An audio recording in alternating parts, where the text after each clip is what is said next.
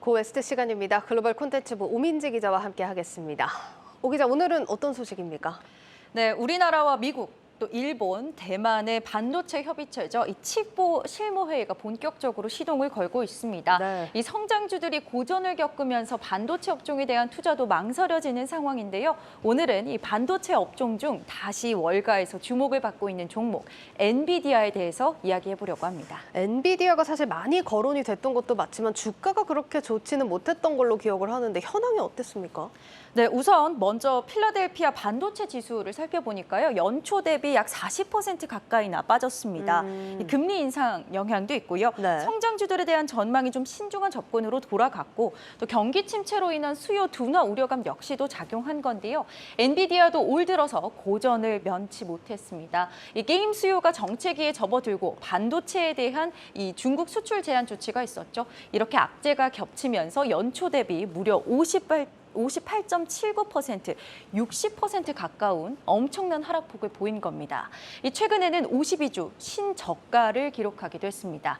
다만 지난 밤에는 엔비디아를 비롯한 반도체주들이 반등에 성공하면서 주목을 받았는데요. 필라델피아 반도체 지수 1.04% 상승했고요. 엔비디아도 1.51%, 마이크론 3.5%, AMD도 1.3% 주가가 상승했습니다. 알겠습니다. 그러면은 월가에서 실제로 이 엔비디아 전망에 대해서 좀 시각들이 변화하고 있는 겁니까? 네, 그래서 월가에서 최근 내놓은 엔비디아에 대한 투자 의견 살펴봤습니다.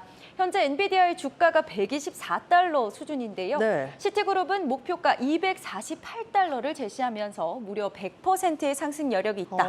이렇게 분석을 했고요. 네. JP모간도 목표가 220달러를 제시하면서 비중 확대 의견을 내놨습니다. 퍼포스 인베스트먼트는 엔비디아는 높은 수준의 기술 회사다라고 평가하면서 현재 지금의 엔비디아 주가 매력적인 밸류에이션 구간이라고 설명했습니다. 지난 8월에 엔비디아를 30만 주 매도했던 이 캐시우드도요. 9월에 다시 40만 주 이상 매수한 것으로 알려졌습니다. 네, 사실 앞서서는 캐시우드 때문에 엔비디아에 대한 관심이 좀 높았다면 지금 보시다시피 실제로 월가에서도 목표 주가 2배로 높여 잡으면서 관심이 많아지고 있는 상황입니다. 이렇게 왜 다시 분위기가 바뀌었다고 봐야 될까요?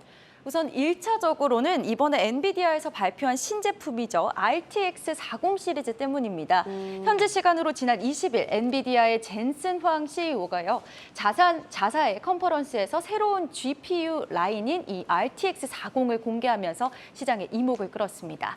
이번 라인의 최상위 제품인 4090 시리즈는요. 전 세대 제품의 최상위 제품인 3090보다 가격이 $100나 오른 가격입니다.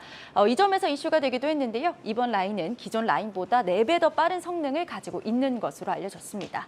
엔비디아의 매출 중 가장 큰 비중이 바로 이 게이밍 시장입니다. 이 기존의 회사의 강점을 키워온 부분과 관련한 신제품인 만큼 주목을 끌 수 있을 거다라는 기대감을 받고 있습니다. 네, 엔비디아가 가장 잘하는 게이밍 부분에서 좀 기대를 받고 있는 건데 월가에서도 게이밍 산업에 대해서 좀 기대를 하고 있나요? 네, 그런 모습을 보이고 있는데요. 이 JP모간에서도 엔비디아는 PC 게임에 견조한 수요가 있고 또 최근에 출시했던 이 게임용 반도체가 2023년 내년에도 강력한 수요 촉매가 될 것이라고 전망했습니다. 내년에 엔비디아 매출에서 중요한 역할을 할 것이다라는 건데요. 네. 또 CFRA에서는 게이밍 시장 현황이 현재 엔비디아에 상당히 유리하다고 분석을 했습니다. CFRA 리서치에 따르면 현재 글로벌 게이머, 다시 말해서 세계에서 게임을 즐기는 사람이 30억 명 정도가 된다라고 이야기하고요. 이 중에 30%가 바로 이 PC 게이머입니다. 동시에 게이밍 시장은 앞으로 3년 안에 15에서 20% 성장할 것으로 전망되는 상황입니다.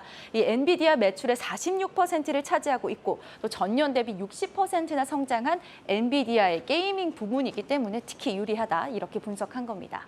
JP모간 그리고 CFRA 모두 이 신제품 게이밍 반도체에 더해서 데이터 센터에 대한 기대감도 동시에 드러냈습니다. 데이터 센터는 그럼 현황이 좀 어떤가요? 이 엔비디아가 반도체 사업에 역점을 두고 있기 때문에 이 데이터 사업에도 유리한 사업 포지셔닝을 가지고 있다는 겁니다.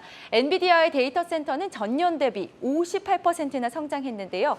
GPU 등 제품과 관련한 브랜드 인지도를 기반으로 데이터 센터에 꼭 필요한 클라우드 공급자들과 우호적인 관계를 맺을 수 있다. 이런 분석입니다.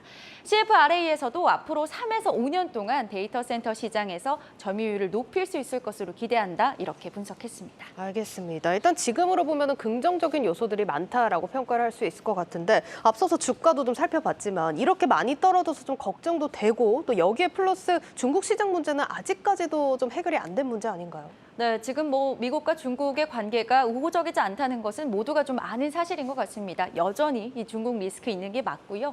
다만 이 중국 수출 규제에 대해서는 엔비디아가 대체품을 적극적으로 내놓고 있다는 점을 주목하셔야겠습니다. 이 엔비디아의 고성능 GPU인 H100의 대체 버전을 엔비디아가 중국에 제공하겠다고 밝혔는데요. 이번 중국 수출 금지로 사실 이 엔비디아가 매출의 4억 달러 수준의 손실을 볼 것으로 예상됐던 상황입니다. 하지만 이번 대체품으로 중국의 알리바바, 텐센트, 바이두 등 이 해당 기업들의 다시 매출을 재개하게 되면 이 손실을 줄일 수 있다라는 전망입니다. 시티그룹은 이번 발표로 엔비디아가 중국 수출 규제에 맞서 대체품 공급을 위해 노력하고 있다면서 긍정적인 평가를 했습니다. 이번 9월 들어서 서학개미 순매수 1위 기업 바로 엔비디아였는데요. 올해 많이 흔들렸던 엔비디아의 주가지만 엔비디아가 다시 이 반도체주의 왕좌에 오를 수 있을지 관심 있게 지켜보시면 좋겠습니다. 네, 잘 들었습니다. 고웨스트 오민지 기자였습니다.